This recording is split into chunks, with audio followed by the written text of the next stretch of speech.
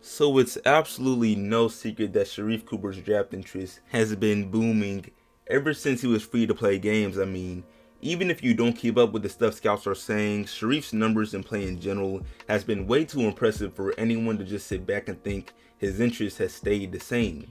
And as y'all can see from the title, ESPN released an updated 2021 mock draft. And on this mock draft, they have Sharife Cooper getting taken as the 9th pick by the Sacramento Kings.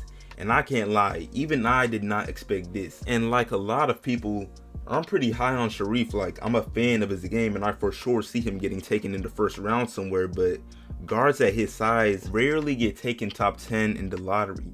And I did my research before this video and I found that just 4 other guys in the past decade, aka 10 years, got taken top 10 while being 6'1" or less. So yeah, what Sharife is doing right now is very impressive. And obviously this is just a mock draft, it is not set in stone or even mean that he will for sure be taken as a lottery pick, but he is still doing something special. It's not very common at all, like I said, just 4 other guys in the past decade. So yeah, but before I go any further, what's good YouTube, Qwik Speaks, back with a vid. If you are new to this channel, first of all, welcome, go ahead and subscribe. If you really see Sharife being taken top 10, like this up and turn on notice. I upload 3 to 4 times a week. And we're trying to hit 5K by the month of March, so I'd for sure appreciate it, y'all. But back to the video. So real quick disclaimer, I don't want this video to be interpreted as if I'm anointing Sharife as the top point guard in this class or some perfect player. He definitely has his flaws and shooting from deep is a pretty big one that definitely needs some work, but we're not here to talk about that right now, man. There's a 6-foot guard that could go top 10 in the upcoming draft. Just had to get that out the way, but moving on. I'm not sure what y'all think of these scouts viewing Sharife so highly, but for me, I'm getting the sense that these scouts see some real second coming of Chris Paul potential in him, and they are not taking any chances.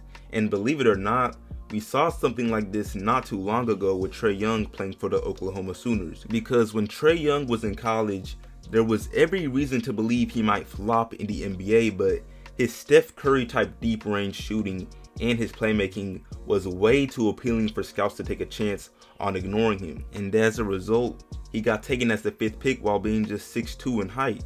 So in the case of Sharife Cooper, I feel that these scouts see way too much Chris Paul type passing and court vision to just pass up on him. I mean, it's the only way considering he's a 6-foot guard. And I understand I keep saying 6-foot guard, y'all, but you gotta understand it's the main reason any of this is even special or impressive. And speaking of height, I mentioned earlier that only 4 other players in the past decade have gone top 10 in the lottery at 6'1" or less. And those 4 players are Kemba Walker, Collin Sexton, Trae Young technically, and Trey Burke. And that's a pretty good group to be in outside of Trey Burke. Kemba Walker is an all-star, he'll cross me and you up, one of my favorite players. And then Collin Sexton and Trae Young could easily be superstars in just a few years. So yeah, Sharife Cooper is right there with them. But there is one thing that those guys had in common that Sharife does not, and it makes his top 10 projection even more impressive. And this is the fact that Kemba, Trae Young, Collin, and Trey Burke were all on teams that qualified for March Madness, and they boosted their draft interest by balling out in March Madness.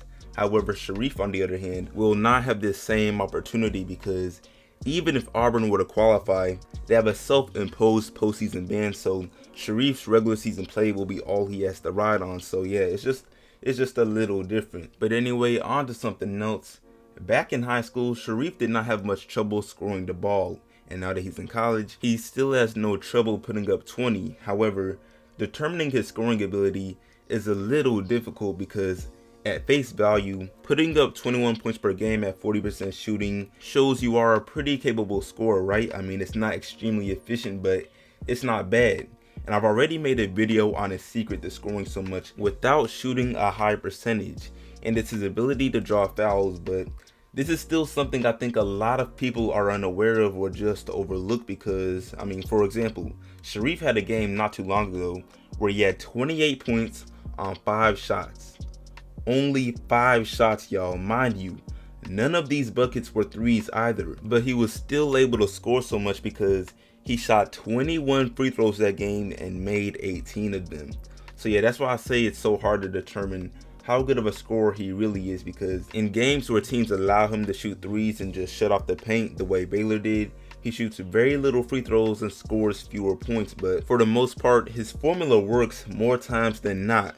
So scouts probably see this as a very little issue when it comes to his game. Plus, his strengths do well to even out his issues. And speaking of strengths, Sharife's biggest strength of passing is just different. And there's so much stuff you could say about it. I mean, whether it's a touch pass, alley-oop pass, cross-court bullet pass, he seems to have every single one of them in his bag. And it just goes to show you that there are some players that were just born for certain sports, because when you're watching an Auburn game and you just see Sharife's court vision and playmaking and IQ to go through plays in his own head before they even happen on the court, it all looks way too natural out there. And that really might be the only way to describe it, because I'm not sure how else he and some other athletes do what they do. There's endless examples in the world of sports. For instance, Kyrie's handles are arguably the best there's ever been. And I'm sure he stays in the gym, you know, puts in the time, puts in that hard work, all of that good stuff. But if Kyrie were to come and tell us that if we follow a certain workout for a certain amount of time a day, then we could dribble like him, it would be a lie, and he knows it simply because, I mean, that's a God-given talent, and playmaking is one of them for Sharife Cooper. Not to mention, if he's averaging 8 assists right now in college, where of course there's talent, but not as much as there will be in the league, then he is going to feast, and I mean feast, in the NBA, so long as he is drafted into the right situation where he feels a role he can thrive in. And that last part I just said cannot be overstated, because situations can really make or break a player's rookie year or even first couple years. For example, if you keep up with the NBA even a little, then you know Brandon Ingram on the Lakers and Brandon Ingram on the Pelicans are two completely different players. All that man needed was his own team to start going crazy. But back to Sharife Cooper, I got one more thing I want to highlight as I close this video, which is the many players he's passed up on ESPN's mock draft. And to me, it's one of the most interesting parts about what he is doing this season, because he may have been ranked 20th overall coming out of high school, but if he was unable to play this season, scouts would not have cared. And I saw so many mock drafts that either did not even have him on their list or had him getting taken very late in the second round, which basically means you're going to be spending your time in the G League for the first part of your career. So yeah, again, for Sharife to go from that to possibly going top 10 is tough in a good way, very tough. He's passed up guys like BJ Boston, Caleb Love, and many others in just 8 games who scouts would have thought are better players. But no, hindsight is 2020, and we now see that even if Sharife had not played a single game this year, he would still be valid enough to play in the NBA. But yeah, man, I'm gonna go ahead and wrap this video up. For sure, let me know what y'all think of Sharife's rising draft interest, because I gotta say it again, he's setting himself up to be taken as a top 10 pick as a 6-foot guard. Anyway, that's it from me. I appreciate y'all watching. Make sure to like this up, share it, sub if new, all of that, and I'm out.